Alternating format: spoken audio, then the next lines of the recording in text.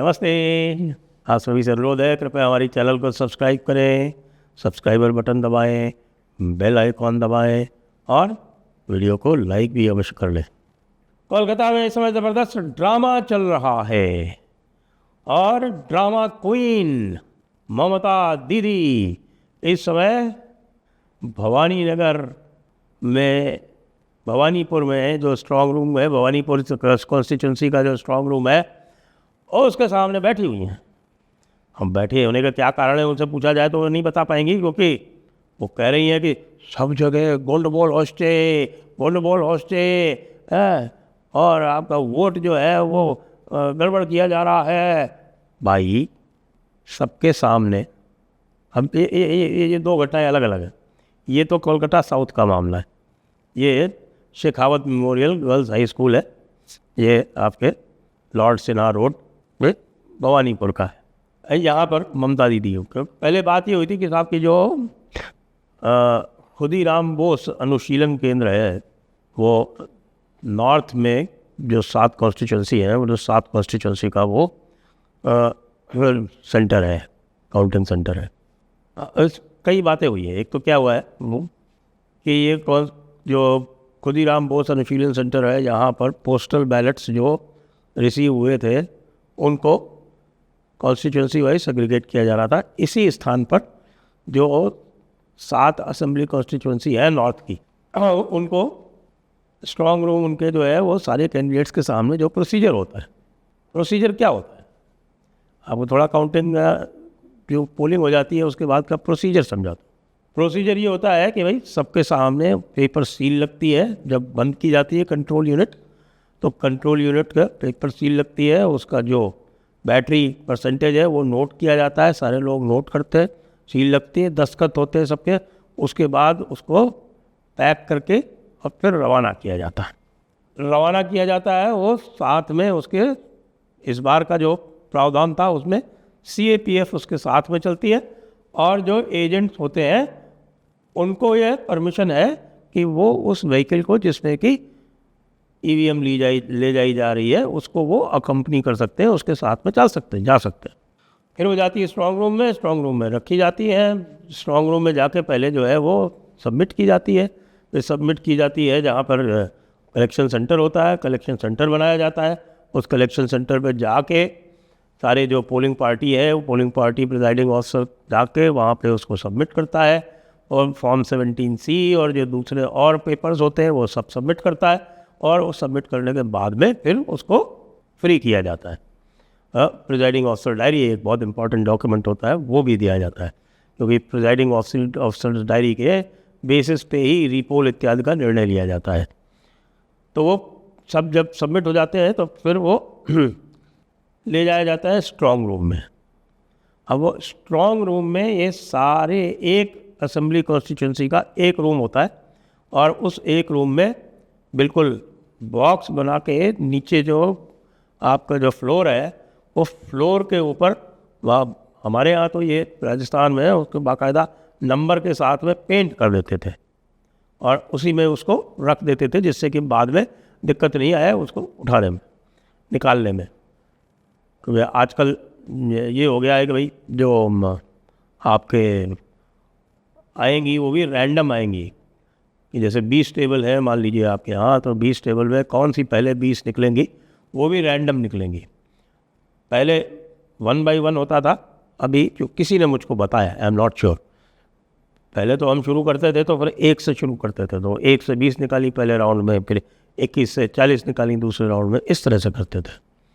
लेकिन अभी मुझे बताया गया है किसी ने कि साहब कि अब जो है उसको रैंडम करते हैं। बहरहाल वो सारी एक असेंबली कॉन्स्टिट्यूंसी की सारी EVM जो है वो एक रूम में बंद कर दी जाती है।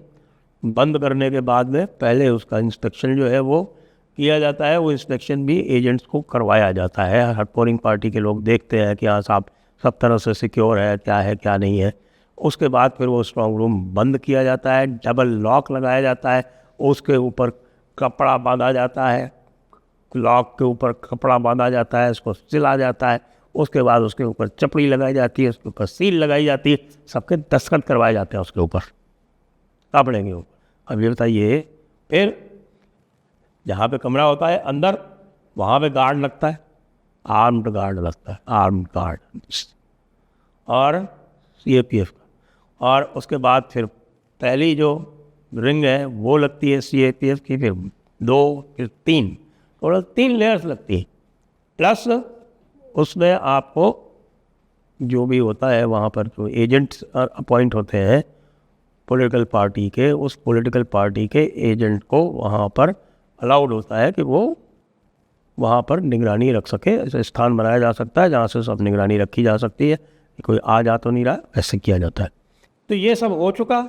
उसके बाद फिर है वो कुणाल घोष और बेलाघाटा को एक मैसेज भेजा गया कि साहब पोस्टल बैलेट्स का अब सेग्रीगेशन हो रहा है खुदीराम बोस पे, आप आ जाइए।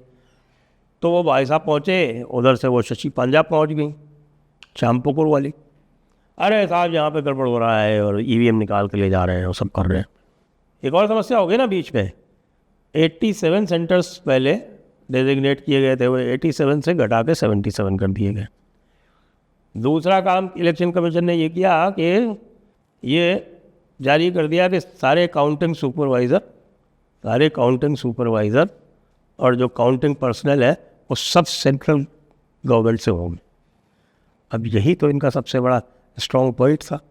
पिछली बार तो यही करते थे, जो स्टेट गवर्नमेंट के लोग होते थे उनको पहले से पटा के रखते थे और एजेंट्स को मार पीट के बाहर निकाल देते थे दूसरी पार्टीज़ के, और EVM में चाहे जो कुछ भी हो टैबुलेशन उनके हिसाब से होता था। इस बार काउंटिंग सेंटर के अंदर में माइक्रो ऑब्जर्वर भी है, ऑब्जर्वर को रैंडम चेकिंग भी करनी है और फोर्स भी है। क्या करोगे? चांस ही नहीं है कि आप किसी भी तरह से कोई काउंटिंग में कोई घपला कर पाओ, कोई चांस नहीं। तो अब इससे जो है वो बड़ी कठिनाई होगी। दो हाई कोर्ट में दो पिटीशन लगी आज, कल की कल लगी, और देर रात में यानी कि करीब 10 बजे तक उसका जजमेंट रिजर्व था, 10 बजे तक उसका निर्णय दिया गया, दोनों डिस्मिस हो गई। एक क्या थी? एक ये थी कि साहब कि हमारा जो है वो काउंटिंग सेंटर शिफ्ट ना किया जाए, कस्बा का काउंटिंग सेंटर अलीपुर शिफ्ट कर दिया गया, उसमें प्रॉब्लम 87 कर दिए ना, 87 से घटा के 77 कर दिए।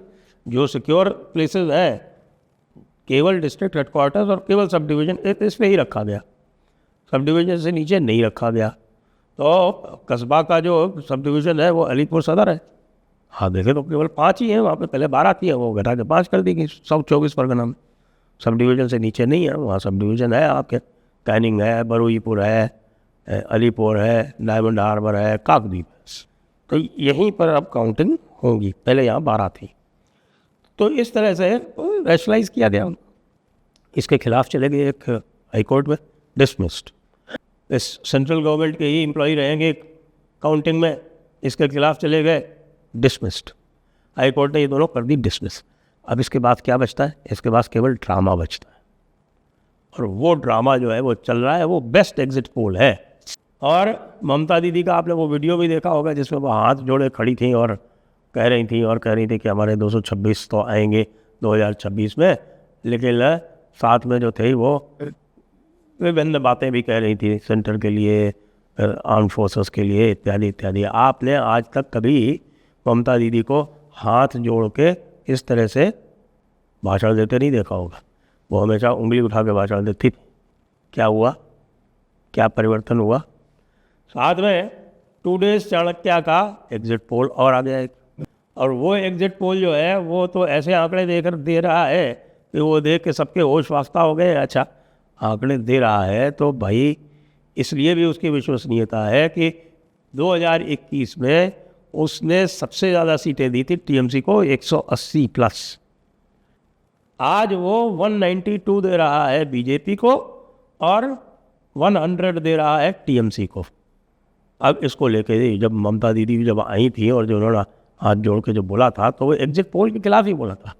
उनको ये लग रहा है कि ये अगर एग्जिट पोल वाला वायरस फैल गया तो जो पहले हुआ करता था कि BJP को काउंटिंग एजेंट नहीं मिलते थे, तो कहीं ऐसा ना हो कि काउंटिंग एजेंट्स जो है वो ममता दीदी की पार्टी यानी टीएमसी को छोड़ छोड़ के भाग जाए और उनको काउंटिंग के दिन कहीं काउंटिंग एजेंट ही ना मिले।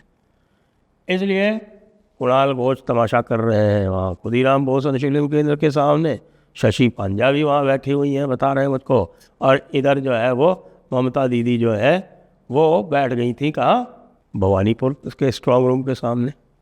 तो अब आपके मन में यदि किसी प्रकार की कोई शंका रह गई हो कि भाई क्या होने वाला है तृणमूल का, अब आप ये देख लीजिए, हर तरह से पिटी हुई पार्टी है ये। अब ये बैलेट पे पिट गई, ये हाई कोर्ट में पिट गई, और ये कई स्थानों पर जब यहाँ टीएमसी और बीजेपी का आमना सामना हुआ है, बीजेपी का मोराल अभी हाई है, तो जहाँ भी आमना सामना हो रहा है वहाँ ये बीजेपी से भी पिट रही है।